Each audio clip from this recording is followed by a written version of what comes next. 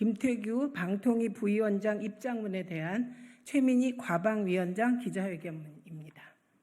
방송통신문외한 김태규 직대는 방통위에서 나가라. 김태규 방통위원장 직무대행이 국회에서 진행되는 청문회와 관련해 장문의 입장문을 발표했습니다. 직무대행으로서 첫 국회 출석이라 힘들었을 터이고 하소연할 것들이 많았던 모양입니다.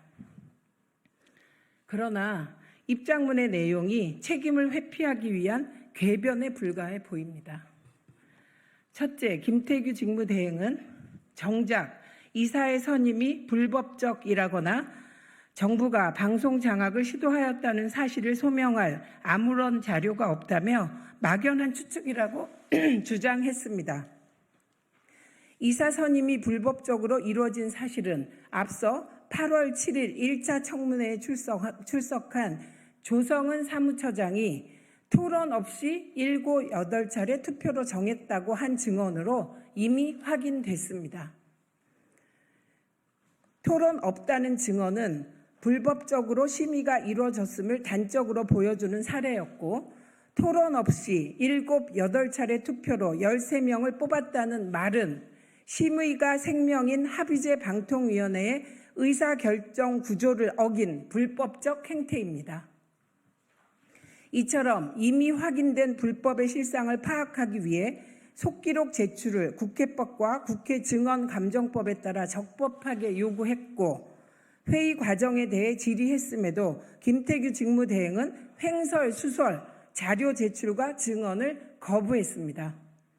청문회 과정에서 여러 의원들이 지적한 바와 같이 직무상 비밀에 속한다는 이유로 증언이나 서류의 제출을 거부할 수는 없습니다. 김태규 직무대행이 위원회 의결을 거치지 않아 권한이 없다고 한 것은 아무런 명분도 없는 떼쓰기일 뿐입니다. 이미 고발하기로 의결했으니 앞으로 검찰 수사와 법원 판결을 지켜보면 될 것입니다.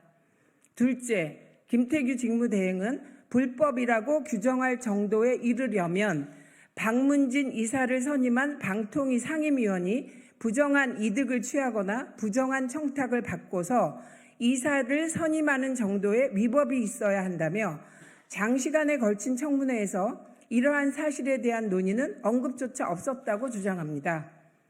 자신이 박문진 이사로 선임한 임무영 씨가 이진숙 방통위원장의 법률 대리인이었다는 사실조차 몰랐다는 사람이 할 말은 아닌 것 같습니다. 자신이 KBS 이사로 뽑아준 이인철 변호사에게 방통위 법률 대리인을 맡긴 사람이 할 말도 아닌 것 같습니다. 셋째, 방송을 장악할 의사도 능력도 없을 뿐만 아니라 필요성도 느끼지 못한다며 임기를 줄인 것도 아니다라고 강변했습니다. 그럼 KBS 장악 과정에서 임기가 끝나지 않은 이사들과 사장을 쫓아낸 것은 불법적인 방송 장악이었음을 인정하는 겁니까? 권태선, 김기중, 박문진 이사의 임기를 줄여서 교체하려다가 실패한 것 역시 방송 장악의 의사였음을 이제야 대리실토하는 겁니까? 넷째, 국회에서 기관 증인에게는 각 기관의 협력관에게 출석 요구서를 송달합니다. 협력관이 돌아가 증인에게 출석 요구서를 전달하면 당연히 송달이 이루어진 것입니다. 지금까지 국회에서 진행된 모든 국정감사에 기관 증인이 그렇게 채택되어 출석했습니다. 하지만 김태규 직무대행은 벼랑간 이러한 송달이 위법하다고 주장하며 불출석했습니다.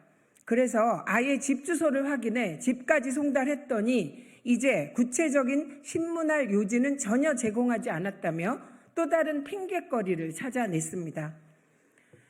국어사전에 보면 요지는 말이나 글 따위에서 핵심이 되는 중요한 내용이라고 정의되어 있습니다. 김태규 직무대행에게 송달된 출석 요구서의 신문 요지는 불법 박문진 이사 선임 등 방송 장악 관련이라고 적시되어 있습니다. 이게 요지가 아니면 뭡니까?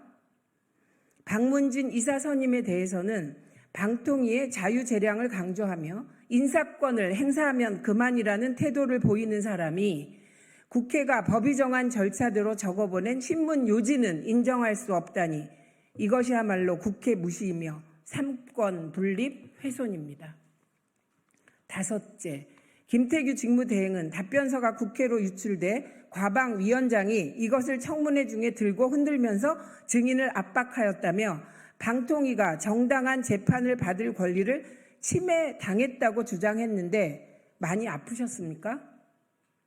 국회에는 권한이 없다며 선임 과정에 대한 증언을 거부하면서 왜 법원에는 그 과정에 대한 답변서를 제출했는지 모르겠습니다. 이것부터가 김 직무대행의 이중적 태도를 여실히 증명합니다. 심지어 김 직무대행은 이 답변서를 못 봤다고 했습니다. 사무처장도 기획조정관도 못 봤다고 했습니다.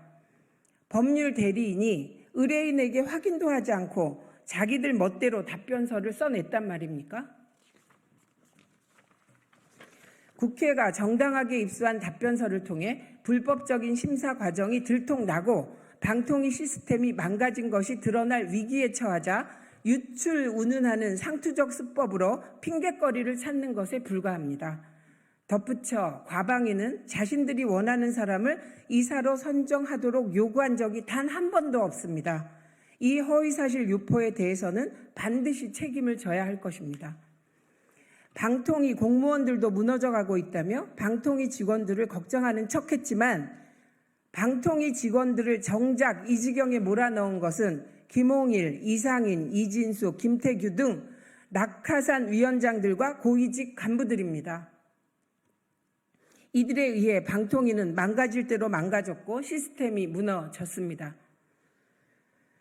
국회 담당 직원에게 이사 선임 절차에 대한 책임을 전가하고 국장, 처장, 위원장에 이르기까지 책임져야 할 사람들은 하나같이 모른다, 기억나지 않는다, 알지 못한다며 자기 살 궁리만 하지 않았습니까? 정말 부끄럽지 않습니까? 방송문외한 직무대행의 궤변에 하나하나 답을 할 가치조차 없지만 국민 여러분은 아셔야 하기에 궤변을 하나하나 바로 잡습니다. 김태규 직무대행은 방통위에 있어야 할 자격이 눈꼽만큼도 없는 사람입니다. 국회에 불려 나오는 게 싫거든 방통위를 떠나면 됩니다. 사퇴할 것을 강력히 촉구합니다. 2024년 8월 20일 과학기술정보통신위원회 위원장 최민희.